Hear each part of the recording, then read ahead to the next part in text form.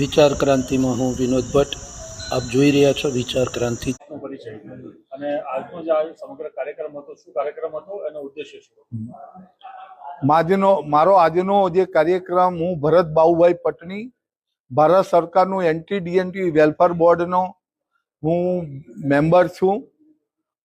અને મારો આજનો ખેડા જિલ્લાનો જે પ્રવાસ થયો એમાં અમારા વેલફેર બોર્ડની જે સ્કીમો છે એ સ્કીમોની મેં માહિતી આપી, પ્લસ આમના જે વ્યક્તિગત જે પ્રશ્નો મેં સાંભળ્યા, જે આવાસના જે પ્રશ્નો સાંભળ્યા, જાતિ પ્રમાણપત્રોની જે તકલીફો છે, રાશન કાર્ડની જે તકલીફો છે, આ સરકારી તંત્ર માનવીય સંવેદના સાથે આ બધા એમાં રસ લે. આ મૂળ આપણા દેશની આઝાદીના ફ્રીડમ ફાઇટરો છે. અને આ એસસીને તો કોન્સ્ટિટ્યુશન રાઇટ મળ્યા છે, એસટીને પણ કોન્સ્ટિટ્યુશન રાઇટ મળ્યા છે, પણ આ એક એવો સમૂહ છે એ સમાજની મુખ્ય ધારામાંથી આઉટ થઈ ગયા છે.